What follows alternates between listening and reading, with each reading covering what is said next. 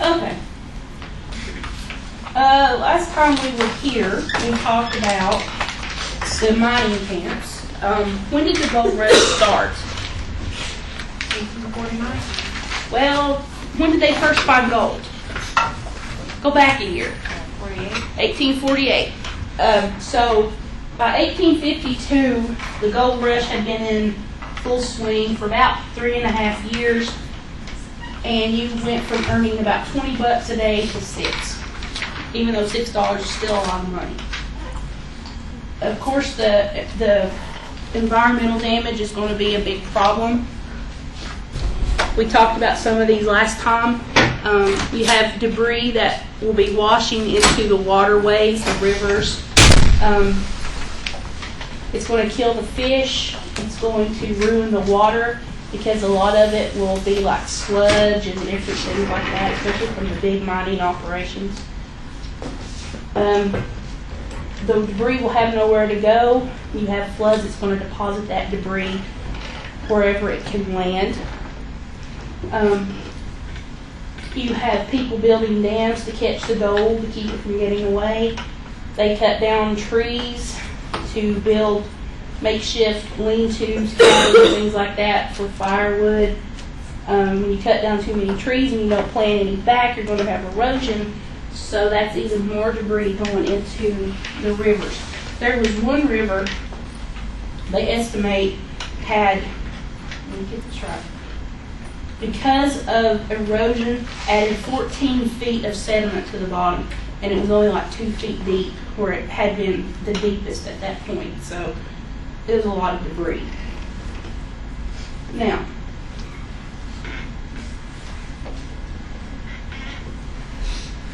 okay, now, we all know that slavery was a hot topic, and we know that there are new territories that are being developed. And this is going on during the gold rush as well. So Congress had this decision to make. Do we allow slavery to go into the territories, or do we not allow slavery? If you didn't allow slavery to expand, who's going to have a problem with that? The South, right. But the North doesn't want slavery to expand because allegedly they're opposed to slavery. Why isn't that a true statement? Because they had slaves up north, too. Well, yeah, they had slaves up north, but what else? The workers. They had segregation up north. And stricter laws about slavery.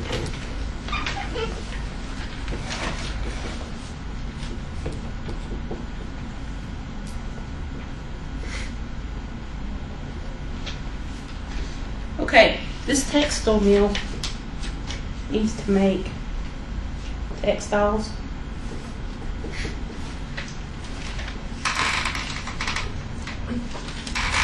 Rope.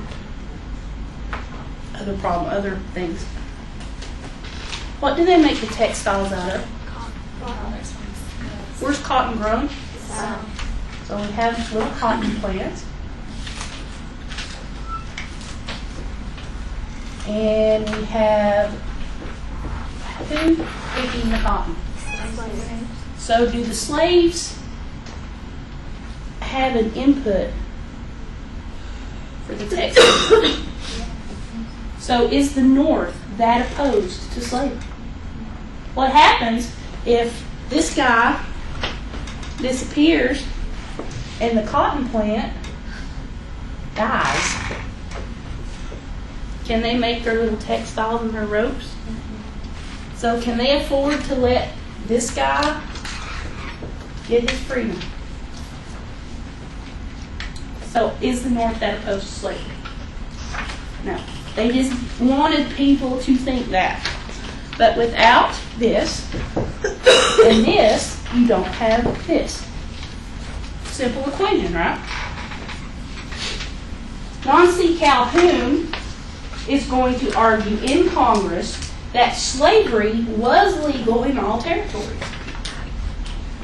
Excuse me.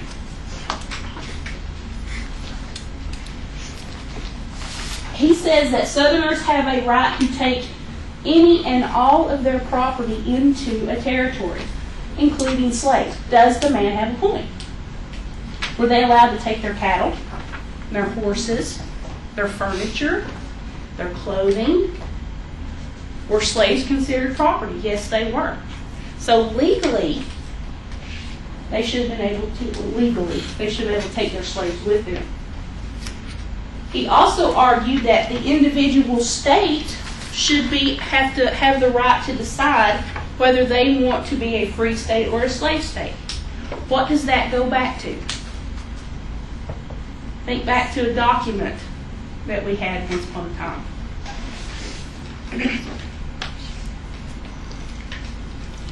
The Articles of Confederation, where every state was its own sovereign body. Out of this came two moderate positions. They want to extend the Missouri Compromise line to the Pacific Ocean. Does anybody remember the coordinates for that?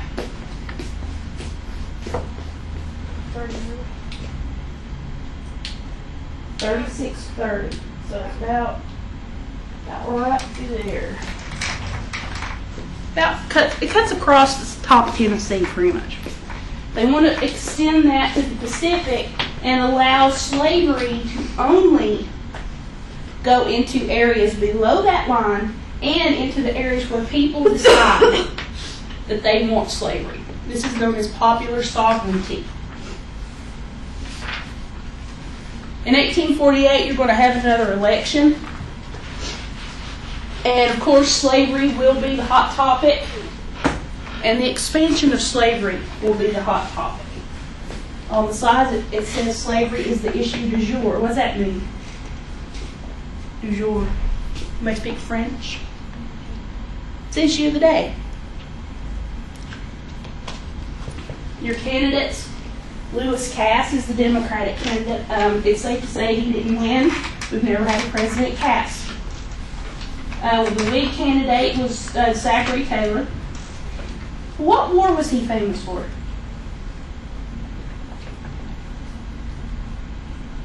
Has to do with the little guy's false leg. Mexican War. So then you have the Free Soil Party, and of course, what would you think that they would expect being known as the Free Soil Party? What are they opposed to? Slavery. They don't like Taylor because Taylor is a slave owner. There were slave owners up north. Their platform will focus on extending slavery,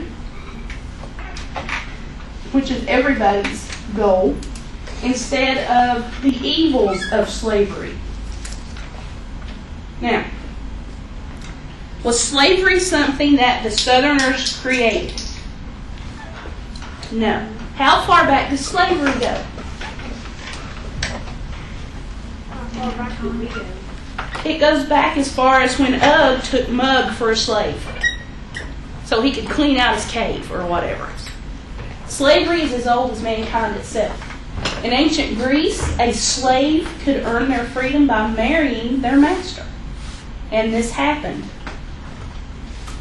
Slaves were paid in ancient Egypt, in ancient Greece. Here's another one for you.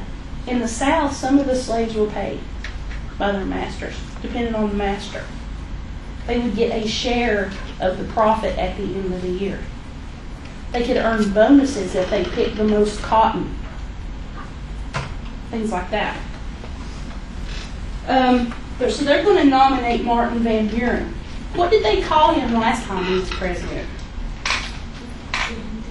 Van Ruin, remember? They blamed him for the Depression.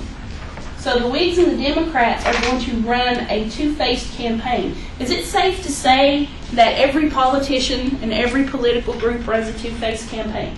Yeah. This is not a new concept, never will be. The North wanted to keep the territories free. If you keep all the territories free and they come in as free state, what's going to happen in Congress? What's going to happen to the balance?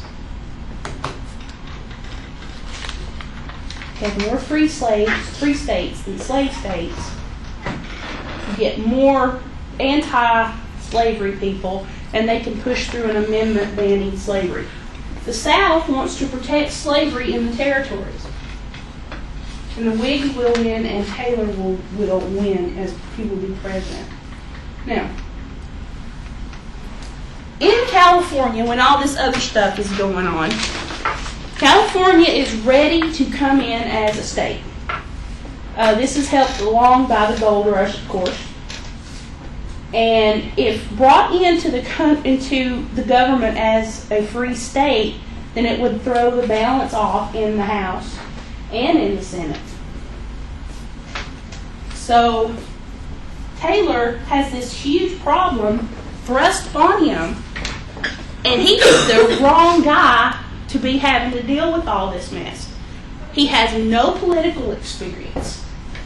People tell him what to do. They're like, you need to go to the bathroom. And he's like, okay, I'll go. So he goes. And he tends to oversimplify things. Can you oversimplify slavery? No, you cannot. It's a complex system. It affects the entire country. We just saw how it affects the textile mills. What about the tobacco factories? What about the rice factories, the indigo factories, the sugar factories? Most of those are worked by slaves. By December of that year, he recommends that California and New Mexico come in as free states.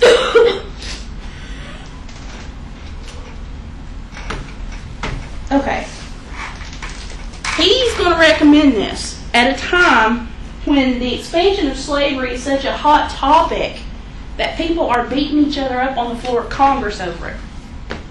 And this will happen later with the caning of Charles Sumner. One of my favorite stories to tell. I love it. Back then, it's not uncommon to have fist fights on the House floor. And this is going on now. So when he says, well, we'll bring California and New Mexico in as free states, he starts the crisis that will lead to the Civil War. Was this stupid for him to do? Uh-huh. Was it coming anyway? Yeah. But he kind of helped it along when we didn't need it. But luckily, somebody's going to save his butt. Henry Clay comes along. He's about 73 now. Not in very good health. So he steps in to head off this horrible, horrible thing that's about to happen. So he decides that he is going to create a grand compromise. One that will make trumpets go da-da-da-da. You know, one of them wonderful things that he will always be remembered for by saving the State of the Union. Mississippi actually beat South Carolina this time by having a convention to secede from the Union if this happened. Now, let me tell you a little story. West Virginia is not legally a state. And here's why. Why did the Civil War start? What happened? What did the states do? They left the Union. So, when the western part of Virginia decided that they didn't want anything to do with the slavery issue, they decided they wanted to secede from Virginia.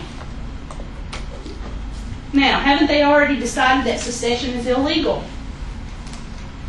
So, Western Virginia cannot secede because it's against the law. However, Lincoln throws the law out the door, as he does throughout the Civil War, and allows West Virginia to come in as a free state to once again throw off balance in the House of Representatives.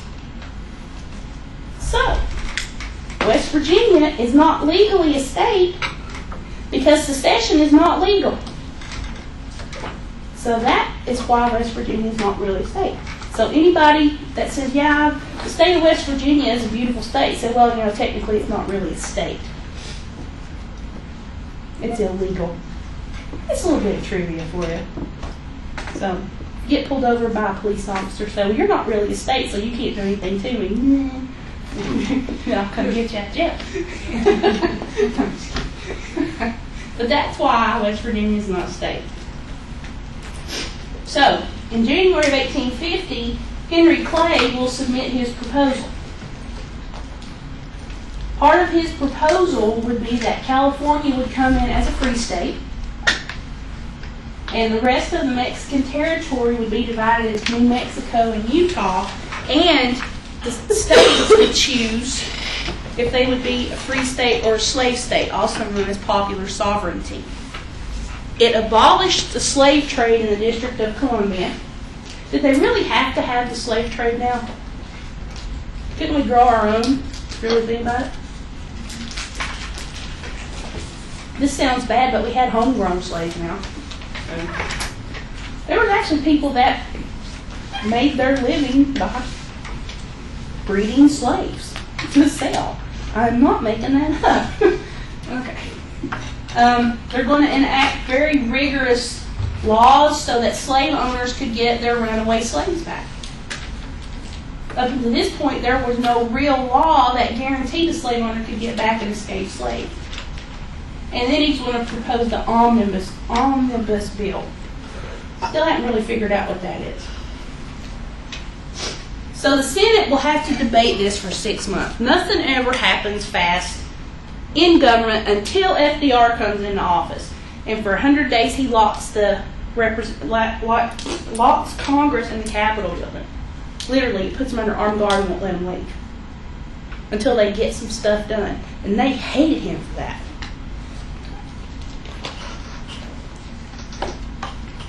So Henry Clay, who was very ill by this time, was courting every senator he could to get the bill passed.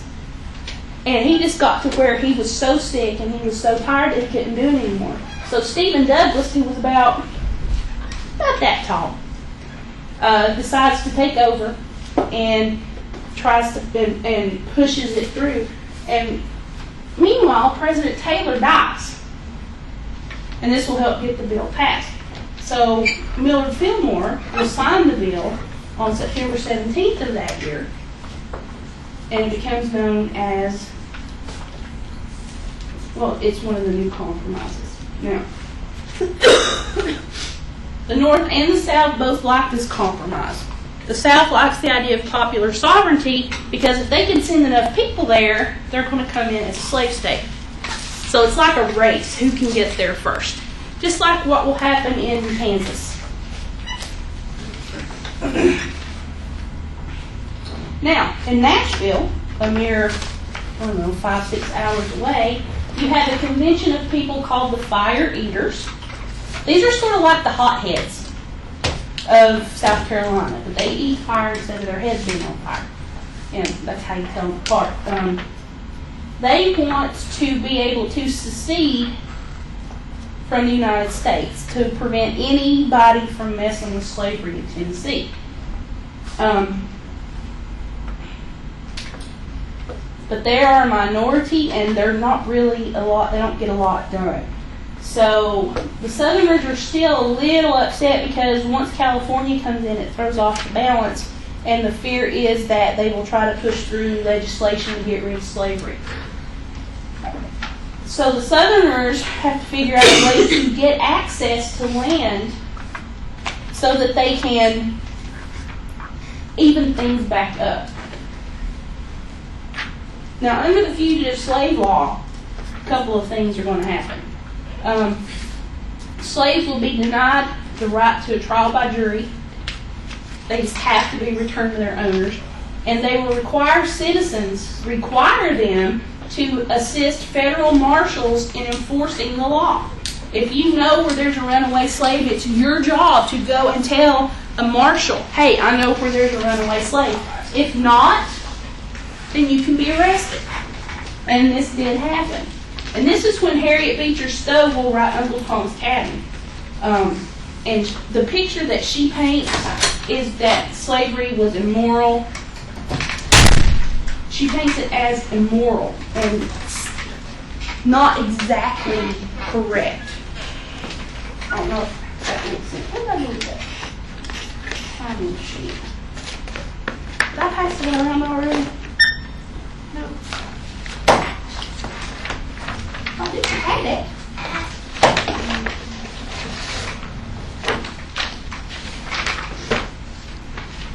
Sorry about that.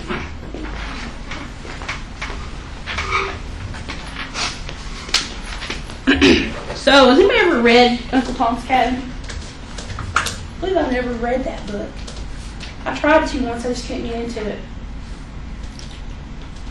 A history person should never read that book because they can pick it apart.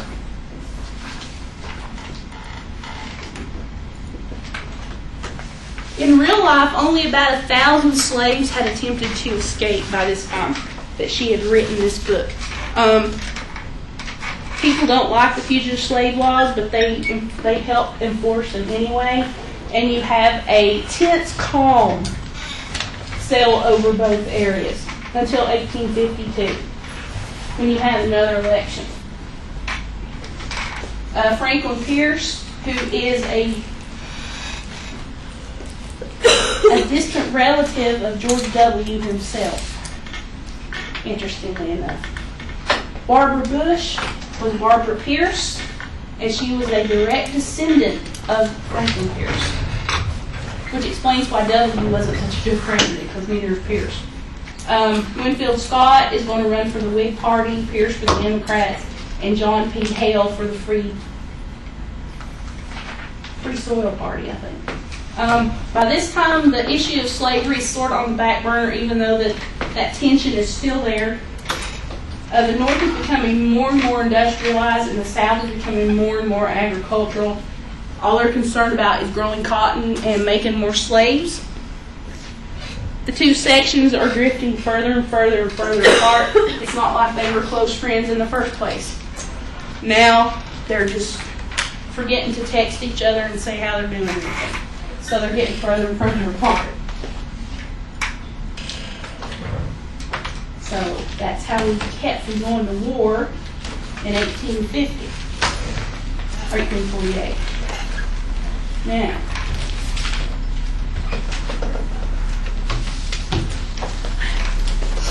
after the Louisiana Purchase, we had all this new land. So it's going to open up America. This chapter is called The Opening of America. This is from the old book. But I like the old book there. But it's the same thing in your book.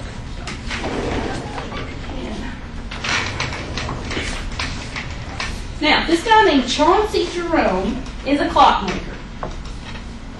Ooh, everybody be all happy, clockmaker. He's a very special clockmaker because he is going to make a clock that will make sure everybody has a clock. You might not have a chair to sit in, but you'll have a clock, by golly. In 1824, he makes a bronze looking glass clock. And the reason it's unique, it's an inexpensive one-day clock that has interchangeable parts. Does a watch made during this time have interchangeable parts? No, it doesn't. But this has interchangeable parts. So if something tears up in your clock, you can buy the part and you can fix it. So this will kind of revolutionize how things are built. In 1855, he's going to lose his shirt because his partners weren't exactly honest.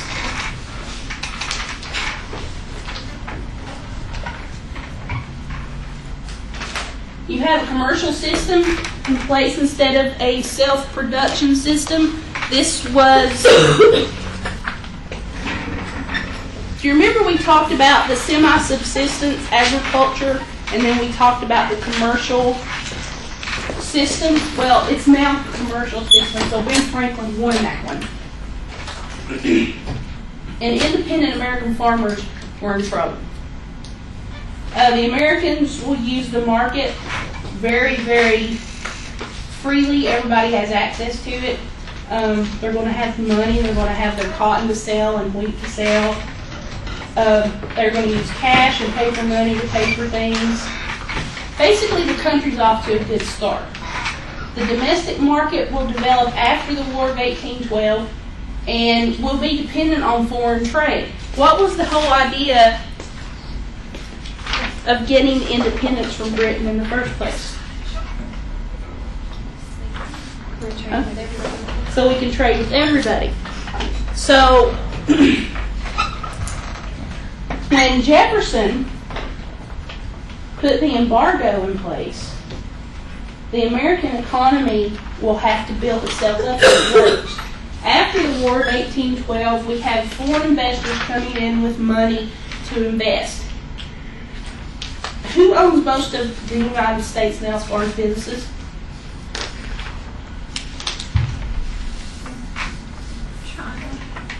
No, Godzilla lives there. Japan, right.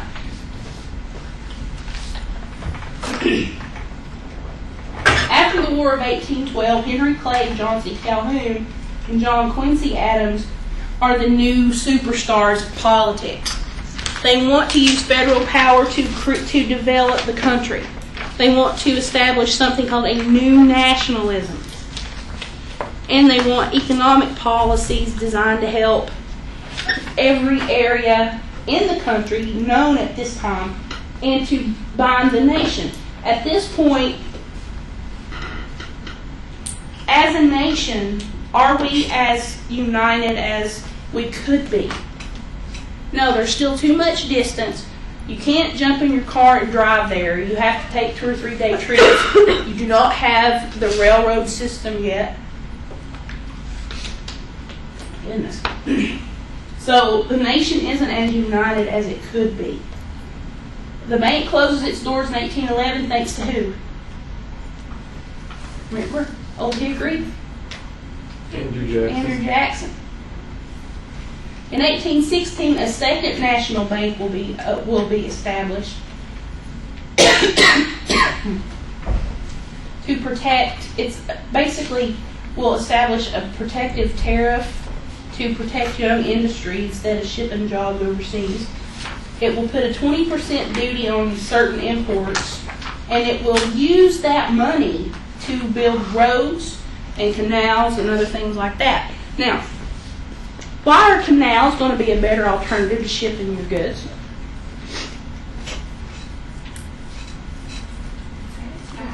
Faster, what else? Don't cost as much? No, it won't cost as much, so you can make more profit. There's a canal like that up on the Blue Ridge Parkway on the James River. Of course, in the South, cotton is the big thing, so you have a big cotton market. And along comes a guy named Eli Whitney in 1793, and he invents something called the cotton gin. Now, before he invents the cotton gin, you have to sift through all the cotton that's pulled out of those sharp little things that hold it, and they could cut a finger off. Don't let it fool you. Could cut your finger off. Before the gin came along, they had, especially little kids would have to do this. They would have to pick the seeds out of the cotton. Cotton prices were high. You now have a cotton gin that it's faster to get the seeds out of it. So the southern cotton production is going to go through the roof. This is when King Cotton is born. By 1840, the South will provide 60% of the world's cotton. That's a lot. After the Civil War, Egypt and India will provide most of the cotton.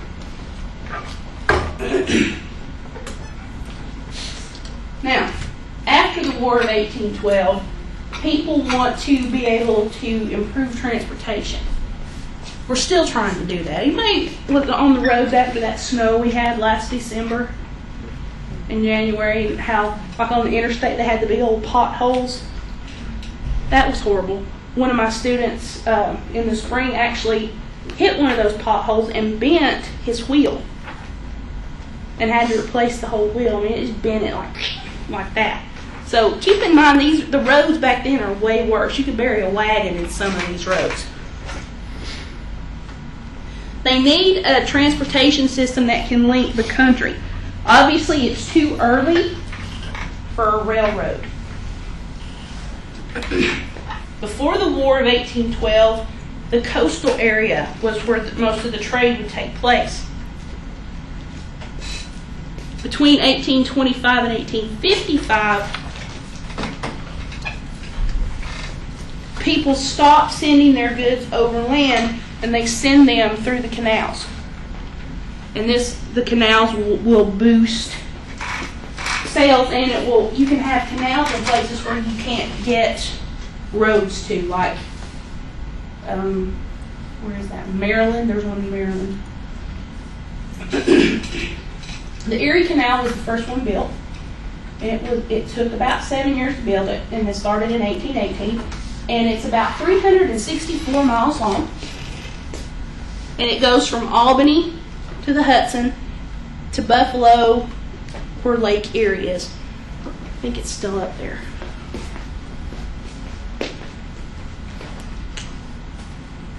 I believe that's it. So it's still there. So this is going to be a big boost to the economy. Also, when the canals come along, it's going to cost pennies to send tons of stuff.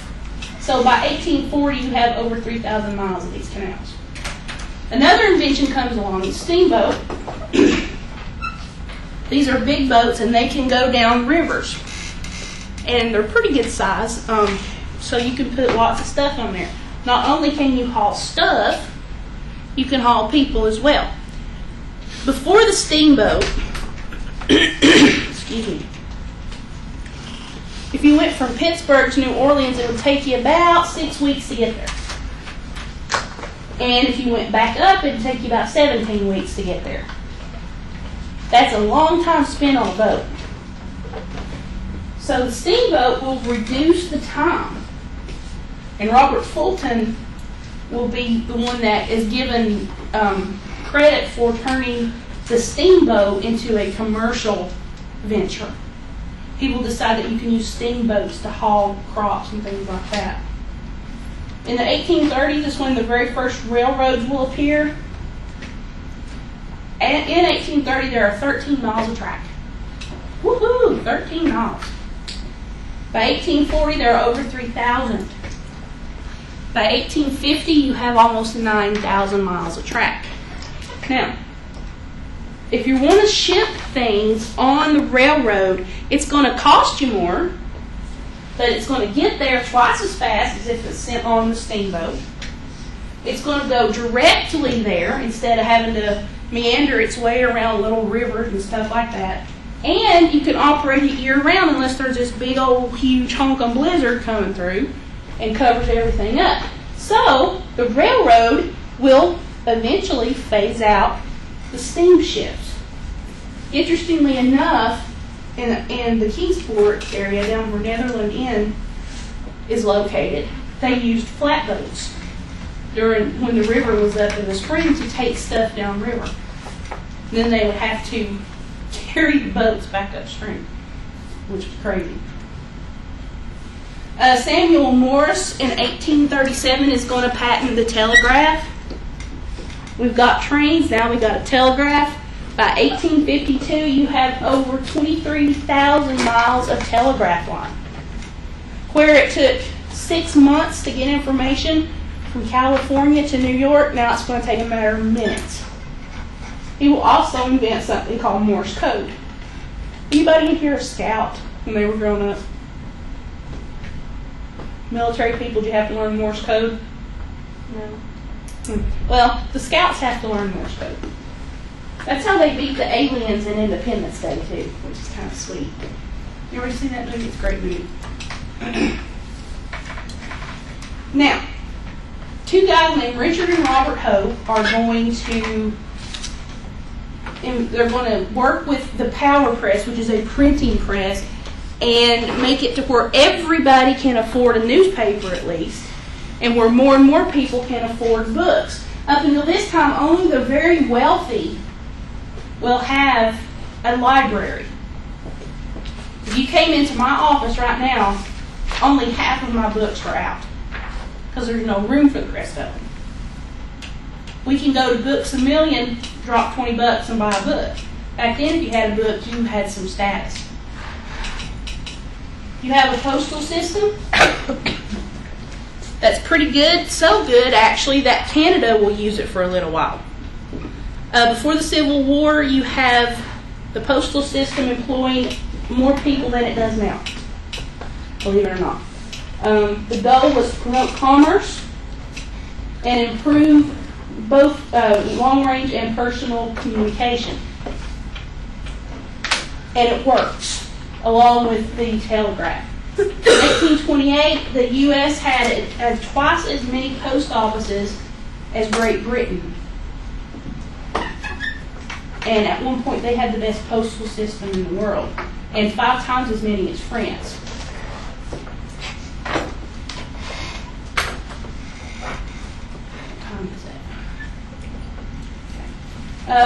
With the new transportation system, the little guy is called a yeoman farmer, and this is just like a regular little farmer guy, owns his own land, not a sharecropper. He grows a little extra. Most likely he's just out to feed his family, have some food for the winter, whatnot. So he is going to have more access to the market, so he is going to branch into more commercial agriculture. So as the agricultural revolution starts, farmers are going to start cultivating more acreage. Will this have a negative effect on the environment? Yes, it will. They're going to work longer hours. You got more plants to take care of since you didn't have tractors and combines and hay balers and all this stuff. You're going to have to work harder. They're going to have to look to scientific methods for crop production.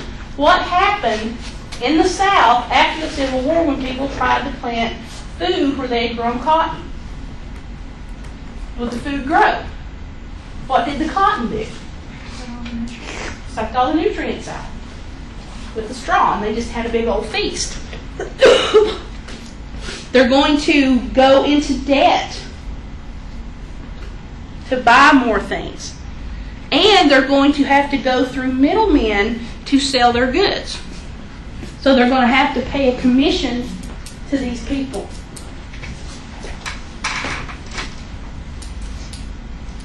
The transportation system will get better and better. And as it gets better and better, different areas of the country will start to specialize in different crops. Mostly in the South, it's cotton. You might have some tobacco and indigo and rice, things like that. The West will grow wheat or barley, grains, things like that. Wisconsin and Illinois are going to be the biggest wheat producers in the 1850s. Just think how far up that is. Wisconsin is way up there. The East will produce fruits and vegetables and dairy products. Some of the biggest dairy farms in the country at this time were on the East Coast. You do have several out in California as well.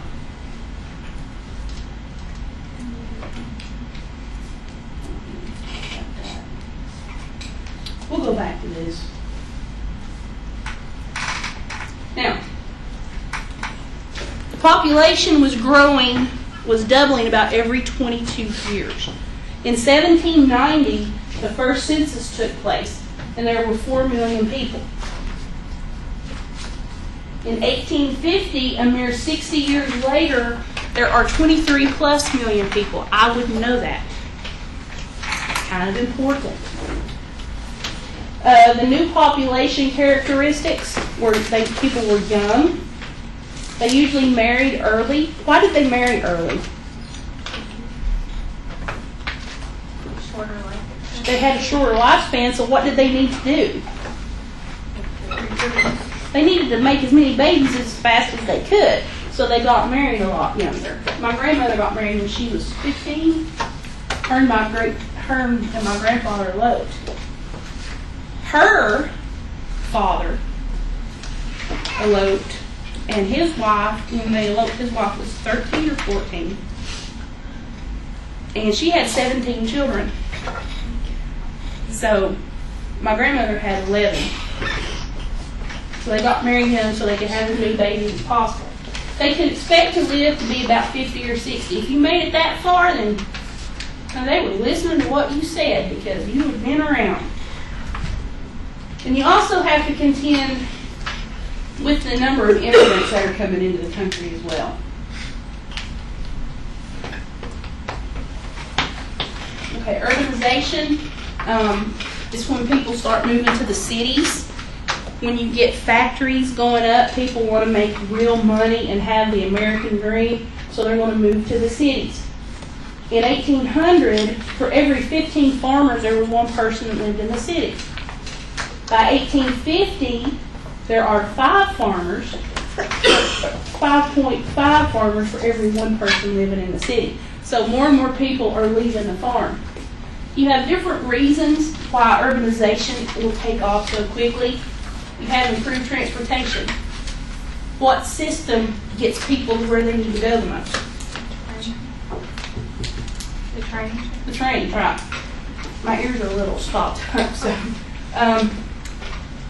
The eastern farms their production is declining because they are taking all the nutrients out of the soil, haven't really figured out how to rotate crops and things yet. Industrialization is starting, i.e. Chauncey Jerome and his little clock deal, and you have a lot more immigration. Who's going to work the factories in the north? The immigrants, right. Why don't they come to the south? Can they compete with a slave that has to work for nothing? You do get some immigrants in the south, but not to the extent that you'll have in the north. Before 1815, most of manufacturing was done at home. Everybody made their own stuff. You have master craftsmen who would train apprentices. You could learn how to be a cobbler or a blacksmith or a haberdasher, something like that. Women would often take in work like sewing things, like for seamstresses, things like that, to make money. But after 1815, everything starts to become mechanized.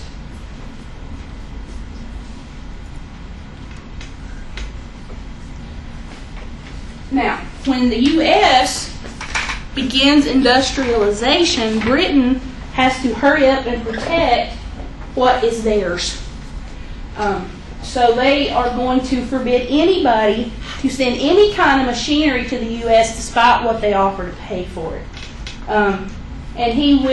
Britain will also make it hard for people that have this knowledge to get out of the country so they could go to the U.S. and start their own companies or whatever.